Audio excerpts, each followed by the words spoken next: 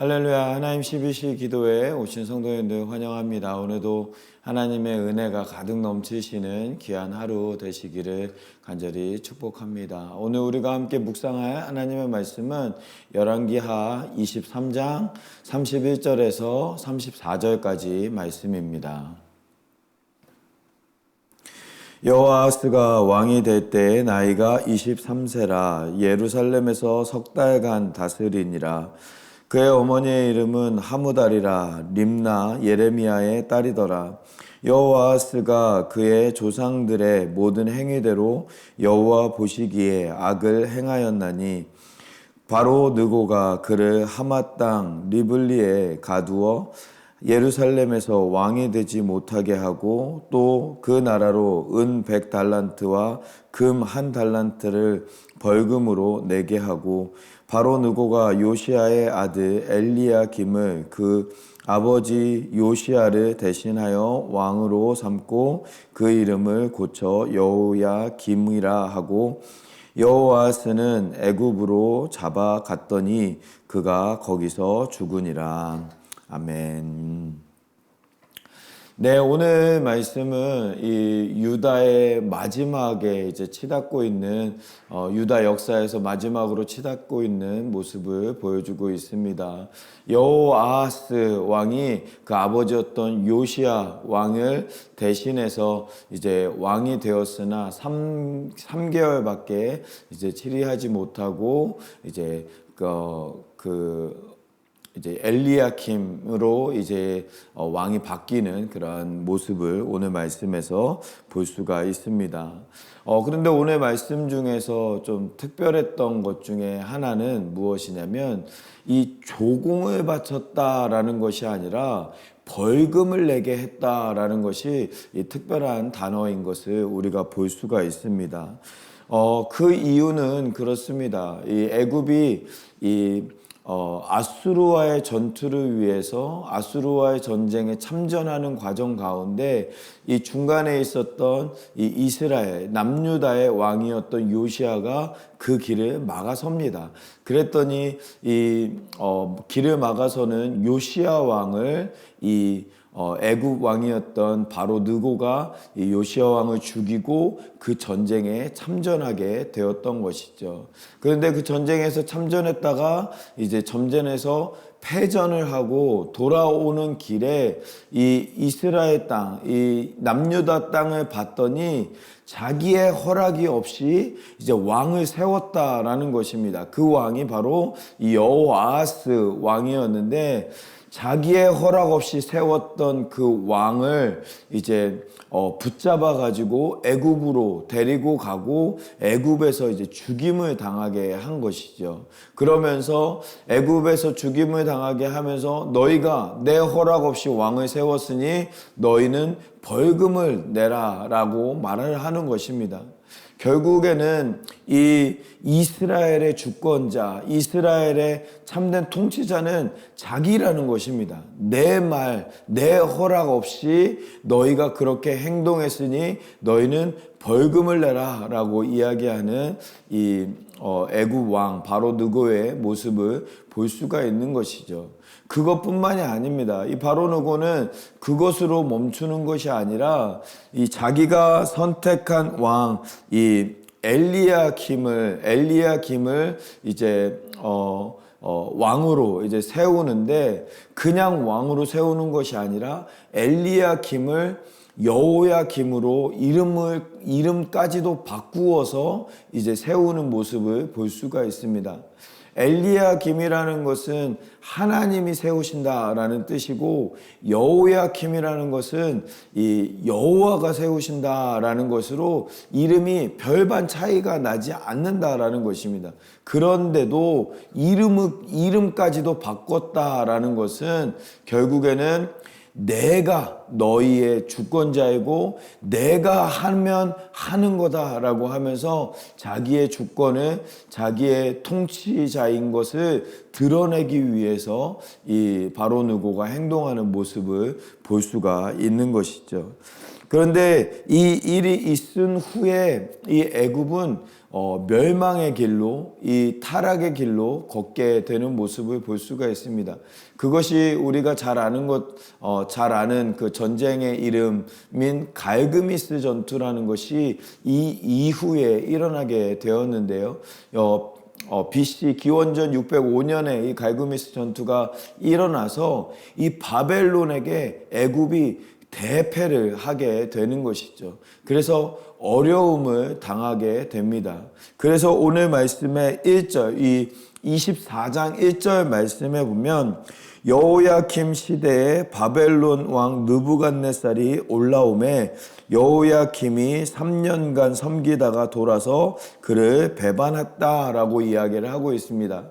그러니까 애굽이 바벨론에게 이 패배한 이후에 이 남유다는 이 애굽의 통치를 받는 것, 애굽을 섬기는 것이 아니라 바벨론을 섬겼다라는 것입니다. 3년 동안 섬겼다라고 이야기하는데 그 이유는 무엇이냐면 기원전 605년에 그렇게 패하고 이 애굽이 패하고 나서 바벨론이 이 601년에 이번 기회에 아예 애굽을 쳐버려야 되겠다라고 생각을 하고 애굽까지 내려가서 애굽과의 전투를 완전히 무너뜨릴 것을 목적으로 애굽과의 전투를 시행합니다. 그런데 그 전투에서 바벨론이 지게 된 것이죠. 그래서 605년부터 601년까지 3년 동안의 기간 동안 바벨론의 통치하에 바벨론과 함께 있다가 이 남유다가 이 애굽이 우리를 지켜줄 것이다 라고 생각해서 애굽을 택하게 되었다라는 것입니다. 그래서 이 바벨론을 배신하고 애굽에게 붙어서 애굽에게 통치를 받게 되는 것이죠. 그런데 그 일을 이유로 이제 598년에 바벨론이 이스라엘, 이 남유다를 쳐들어오게 되고 결국에는 597년에 이 남유다가 멸망하게 되어지는 사건을 우리가 볼 수가 있는 것입니다. 저는 이 말씀을 묵상하면서 이 유다의 왕이 참 힘들었겠다라는 생각이 들었습니다. 바벨론에 붙어 있자니 애굽이 이제 견제를 하고 애굽에게 붙어 있자니 바벨론이 견제하고 그렇다고 양쪽 다 섬길 수는 없는 것이고 어느 곳에 붙어 있어야 되나 누구를 섬겨야 되나 참 고민이 많이 되었고 또 근데 그 고민으로 말미암아 바벨론에도 붙었다가 애굽에게도 붙었다가 결국엔 그로 인하여서 그 순간의 판단을 통하여서 멸망하게 되어지는 이 남유다의 모습을 볼 수가 있는 것이죠. 참 힘들었겠다라는 생각을 하게 되었습니다. 그런데요, 우리의 시선을 조금만 바꾸어 보면은요, 참 힘들었겠던 그 일이 사실은 다른 시각으로 보면 참 쉬운 결정인 것을 우리가 알게 되는 것입니다. 그 쉬운 결정이라는 것은 무엇일까요? 결국에는 우리가 하나님을 바라보고 하나님을 의지했다면 그 모든 어려운 가운데서 승리하게 하시는, 넉넉하게 이기게 하시는 하나님의 승리를 우리가 맛볼 수 있었을 것이다 라는 것입니다. 자꾸 사람을 바라보고 사람을 의지하다 보니까 이 사람을 믿기도 힘들고 저 사람을 믿기도 힘들고 결국에는 이 사람도 아니고 저 사람도 아니고 결국에는 멸망하게 되어지는 멸망의 길로 걸어갔던 남유다의 모습을 보면서 우리가 얻을 수 있는 교훈은 사람을 바라보는 것이 아니라 하나님을 바라보는 믿음 생활로 나아갈 때 우리가 모든 어려운 가운데서 승리하고 또 하나님의 은혜로 하나님의 복된 길로 날마다 걸어갈 수 있다라는 것입니다. 사랑하는 성도 여러분, 우리가 사람을 바라보는 믿음 생활이 아니라 하나님을 바라보는 믿음 생활로 나아갈 수 있는 우리 모두가 될 수 있기를 간절히 소망합니다. 성경에서는 하나님께서 계속해서 그렇게 말씀하고 계십니다. 사람을 바라보는 것이 아니라 하나님을 의지하는 자, 하나님을 의뢰하는 자, 하나님의 말씀을 사랑하고 말씀대로 순종하는 자들에게 하나님께서 큰 복을 내리시고 승리의 길로 인도하신다라고 우리에게 계속해서 말씀하고 계시는 것을 우리가 볼 수가 있습니다. 오늘 말씀을 묵상하면서 우리가 그 하나님을 날마다 의지하면서 하나님과 동행하면서 하나님을 바라봄으로 말미암아 모든 어려움 가운데 승리하는 믿음 생활로 나아가는 우리 모두의 믿음 생활이 되어지기를 간절히 축복합니다. 오늘 말씀 우리 생각하면서 같이 기도하기를 원합니다. 오늘 말씀을 생각하면서 하나님, 우리가 사람 바라보는 믿음으로 나아갔다면 사람을 바라보는 것이 아니라 하나님을 바라봄으로 말미암아 승리하는 믿음 생활로 나아갈 수 있도록 하나님 붙잡아 달라고, 또 각자 가지고 있는 문제들이 있다면 하나님, 내가 하나님만 바라보겠습니다 결단하면서 오늘 말씀 묵상하면서 같이 기도하도록 하겠습니다. 기도하겠습니다. 살아계신 하나님, 아버지 하나님, 우리 가운데 함께 하시고 하나님의 말씀으로 인도하여 주시는 하나님의 은혜를 감사드립니다.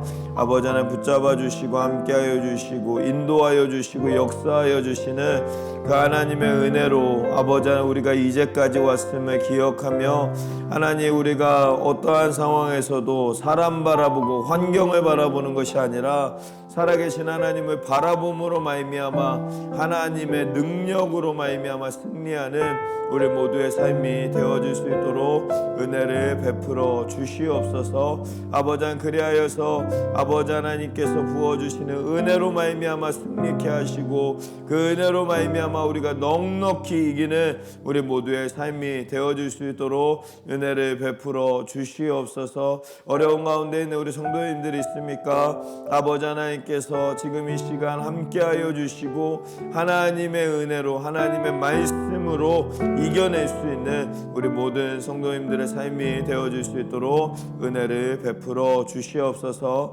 함께 하시고 인도하여 주시는 우리 주님 함께하여 주시옵소서.